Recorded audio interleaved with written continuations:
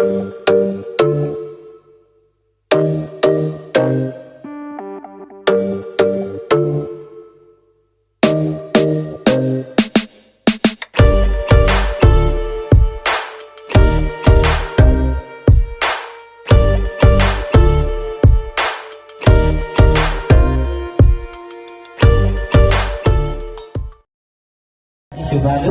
మొదటిగా దేవుడికి ఇక్కడ నిలబెట్టేందుకు ఆయన స్తుతిస్తున్నాను. అలాగే అవకాశం కల్పించిన దేవుని దాసులు కూడా నా వందనాలు తెలియజేస్తున్నాను.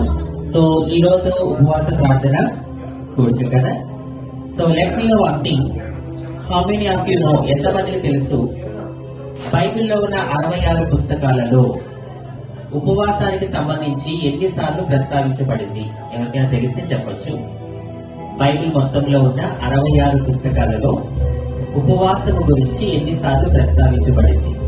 పాత నిబంధనలో కానీ కొత్త నిబంధనలో కానీ ఎన్ని? 70 సార్లు. ఎన్నిసార్లు?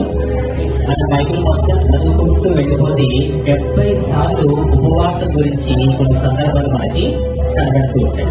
అయితే చాలా మంది ఉపవాసం ఉంటారు. మనం చేసే ఉపవాసము మనుషులకు కనిపించే విధంగా, మనుషులకు తెలిసే విధంగా ఉందా అనేది ఒక్కసారి మనము పరీక్షించుకోవాలి. కొంతమంది ఉపవాసం ఉంటారు, మొహమంతా నీచంగా పెట్టేసుకొని డల్గా ఉంటారు.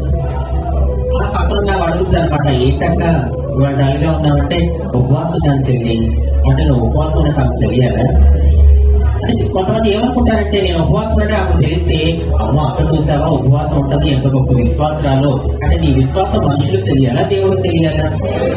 హల్లెలూయా.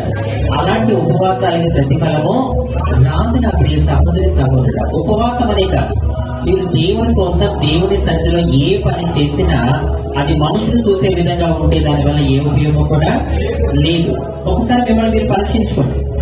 మీరు ఉండే ఉపవాసము, మీరు దేవుడి కోసం చేసే ప్రతి పని అది మనుషులు చూసే విధంగా ఉందా, దేవుడు చూసే విధంగా ఉందా, మనుషుల్ని సంతోషపెట్టే విధంగా ఉందా, దేవుడిని సంతోషపెట్టే విధంగా ఉందా అని ఒక్కసారి మిమ్మల్ని మీరు పరీక్షించుకోవాలి.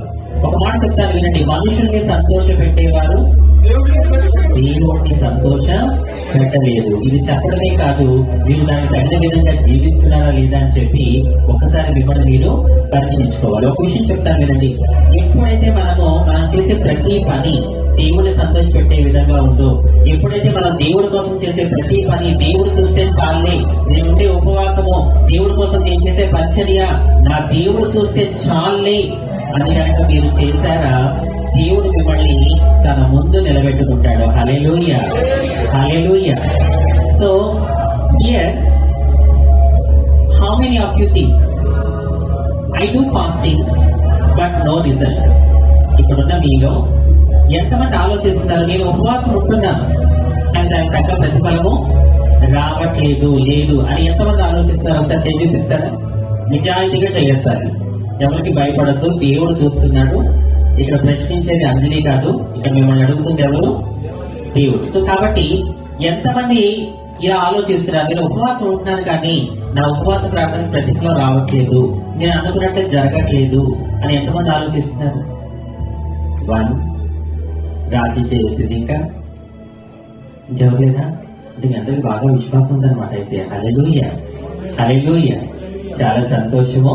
అయితే ఈ ఆలోచన మీకు రాక మునుపే దేవుడు ఆల్రెడీ పరిశుద్ధ గ్రంథంలో ఆ మాటను ఉంచాడు. ఒకసారి అంటే చూద్దాము. ఐజాయా చాప్టర్ 58, యెషయా గ్రంథము. ప్రతి ఒక్కరు పరిశుద్ధ గ్రంథాలు తెరచి యెషయా గ్రంథము 58వ అధ్యాయము 3వ వచనం చూడండి. మేము ఉపవాసం ఉండగా నీవెందుకు చూడవు?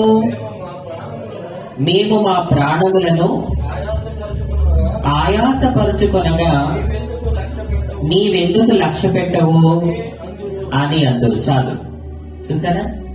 మనకి ఈ ఆలోచన రాకముందే ఆల్రెడీ పరిశుద్ధ గ్రంథంలో దేవుడు ఎప్పుడో చెప్పేశాడు, మేము ఉపవాసం ఉండగా నీవెందుకు చూడవు, మేము మా ప్రాణములను ఆయాసపరుచుకొనగా నీవెందుకు లక్ష్య పెట్టవు అని అంటారంట. ఆల్రెడీ మనకి ఆలోచన పుట్టక ముందే దేవుడు పరిశుద్ధ గ్రంథంలో ఆ మాటని పొందుపరిచి ఉంచాడు. మనలో చాలా మందికి ఉంటుంది, నేను ఉపవాసం ఉంటున్నాను కానీ దేని గురించి అయితే ఉపవాసం ఉంటున్నానో ఆ కార్యము జరగట్లేదు. నేను ఉపవాసం చేస్తున్నాను కానీ దేవుడు నాకు ఎలాంటి సమాధానము ఎలాంటి ఆన్సర్ కూడా ఇవ్వట్లేదు అనే ఒక సందేహం నీకు ఉంటుంది. అయితే ఆయన ఎందుకు మన ఉపవాసానికి సమాధానం ఇవ్వట్లేదు? Praise the Lord. How are you all? Hope you are doing well. By the grace of God and your prayers, I am fine in Doha, Qatar. నేనైతే చాలా సంతోషంగా హ్యాపీగా ఉన్నాను. ఖతర్ దేశానికి వచ్చి ఇవాళకి 9 days అయిపోయింది. మరి దేవుడు తన కృప చేత మీ అందరి ప్రార్థనతో మరి ఇక్కడ సేవకుల సహకారంతో ముందుకు వెళ్తూ ఉన్నాము. సో నేనైతే ఇంకా మెయిన్ సిటీ చూడలేదు, సిటీ సెంటర్కి వెళ్తున్నాము. మీరందరూ అడుగుతున్నారు కదా సిటీ చూపించలేదు మాకు ఏమీ లేదని. సో ఇప్పుడు దోహా ఖతార్లో సిటీ సెంటర్ అనమాట, ఎక్కడైతే మెయిన్ సిటీ ఉందో అక్కడికి వెళ్తున్నాము. అన్ని బిగ్ బిల్డింగ్స్ ఉన్నాయన్నమాట, అవన్నీ చూస్తామన్నమాట. అంది వేలో ఉన్నాము. సో వీటి గురించి ఏదో చెప్పారు ఇందాక మీరు, ఖర్జూరం ఆర్క్ డిజైన్ అనమాట. ఓకే ఓకే ఓకే ఇవి డేట్స్ ఉంటాయి కదా, డేట్స్ లీఫ్ ఉంటుంది కదా, ఆ టైప్లో ఉందన్నమాట ఇవన్నీ కూడా. ఇవన్నీ ఫీఫా వరల్డ్ కప్కి ప్లాన్ చేశారా? వావ్, అన్ని ఫ్లాగ్స్ ఇక్కడ ఉన్నాయన్నమాట. వావ్, కానీ అప్పుడు ఫుల్ రష్ ఉండేనేమో ఫీఫా వరల్డ్ కప్ జరిగినప్పుడు. ఈ రోడ్ బ్లాక్ చేస్తారు అక్కడ ఫిఫా సందర్భంగా.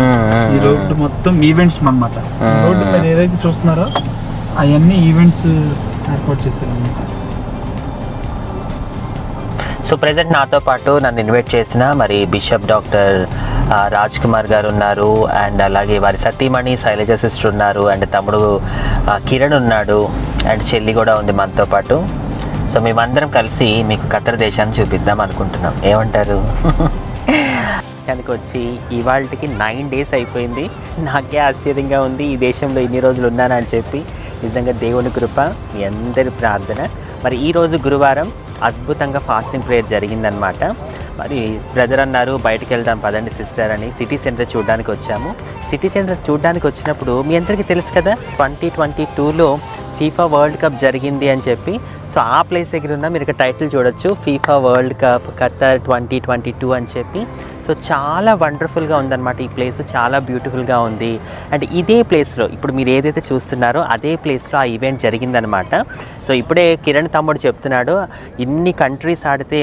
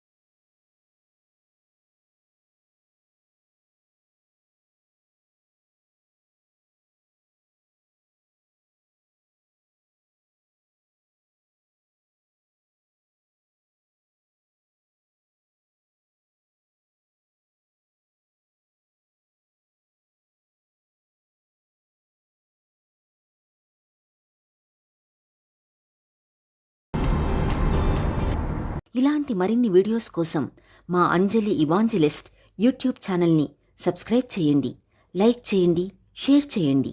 మీ అమూల్యమైన స్పందనని కామెంట్ రూపంలో తెలియచేయండి. అలాగే పక్కనే ఉన్న బెల్ ఐకాన్ని మర్చిపోకుండా క్లిక్ చేయండి. God bless you. Thank you.